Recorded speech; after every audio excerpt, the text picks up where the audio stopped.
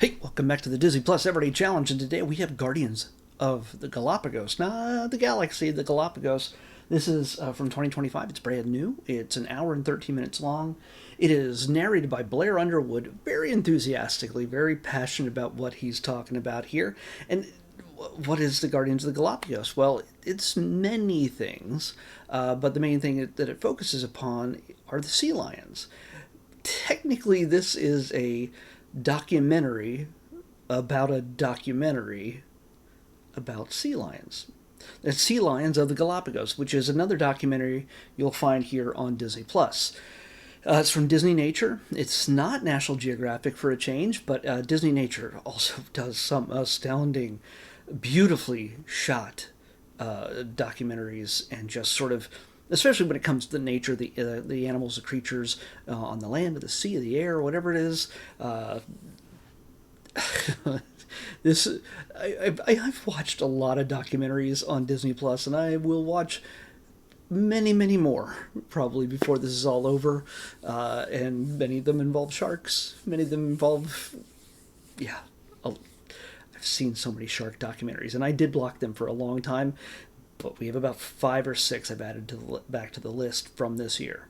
So at some point, get ready for 3 shark documentaries in a week, because we have a lot of documentaries. But in this case, hey, you love sea lions? Do you not know what a sea lion is? Do you not understand how adorably cute they are, and curious, and fun, and just, yeah, they're sea. They're lions in the sea. They don't look anything like lions, but hey, um, this behind the scenes documentary gives us a look at what goes into putting one of these things together. It doesn't, while it does have amazing amount of footage of sea lions, it's kind of almost a sneak peek beyond just a documentary about a documentary. But don't think of it as something dry and sort of serious and technical, and giving all the stats on sea lions. Now this is about their culture, their life, their younglings, especially the little tiny ones. There's a little one they think they named Leo, which appears in the more fully in the Sea Lions of the Galapagos. This focuses just not on the sea lions, though, but it focuses on the crew that puts it all together, that shoots it, that films it. The one guy who's running, his name Richard. I don't want to mess up his name, but he's a cinematographer, and he's put together this crew, or somebody put together this crew, and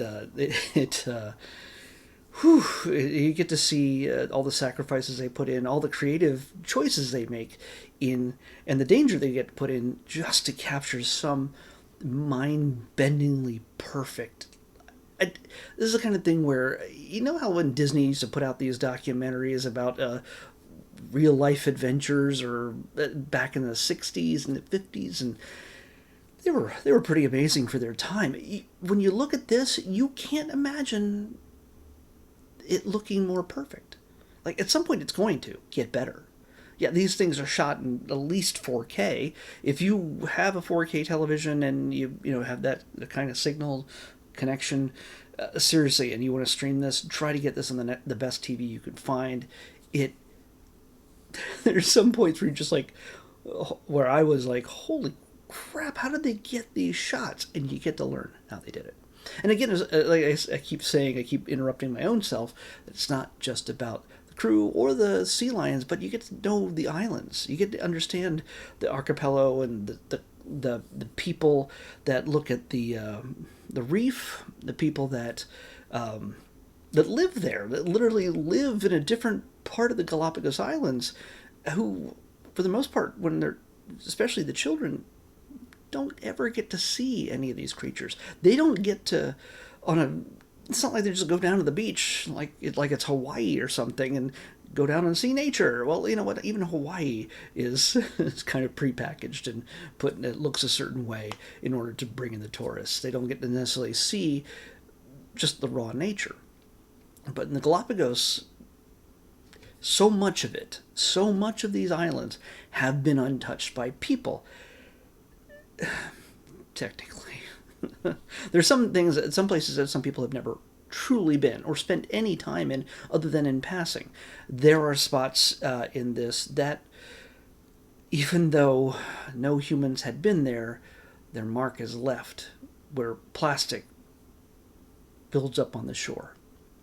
And there's people who are part of that Guardians of the Galapagos who go out there and clean it up and work not just on the land to hand pick up bottles of plastic and all sorts of other garbage that makes its way there through the flow of the ocean and everything else.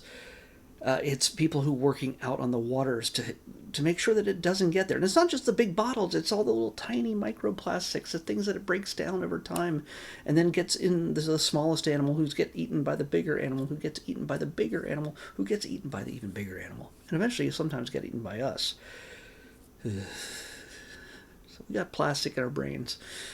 We got plastic in places it doesn't belong. And their goal with this is to make the Galapagos the first truly free, plastic-free part of the world. It's a tall order for the first time since man started making plastic. It's not easy. You get to meet so many people. From a technical aspect, the drones they use, the cameras they put in the water, the just everything they have to go through in order to make this thing happen. It is kind of fascinating. So they're not the same documentary. You're going to find many more. They'll probably give them names and stuff like Leo. Well, there's a little pup that's mentioned in this one that, if you do not freeze in just like, "Aww," when you see him, I will be very surprised. You don't have a heart. He's beyond adorable. But you'll see more of Leo and his family and all the creatures of the Galapagos much more prominently in a documentary I haven't watched yet. So I think it was probably released along with this earlier this year. So while I'm talking about Guardians of the Galapagos, watch Sea Lions of the Galapagos. I'll eventually, when that's picked, we'll talk about it. So, you know what? I was going to pick tomorrow's episode, but no, I've already picked it.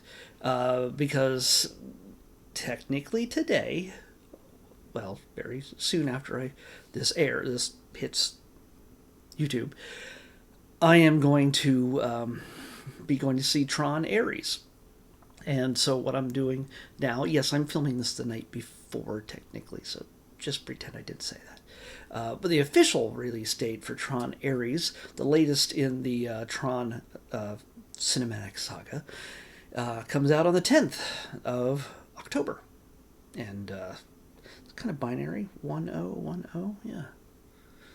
Yeah, so it's on Friday. That's when it opens up. We're going to take a quick special look. It's like 6 minutes long or something like that. A special look at Tron Ares on the next Disney Plus Everyday Challenge. I'll see you back here tomorrow with that.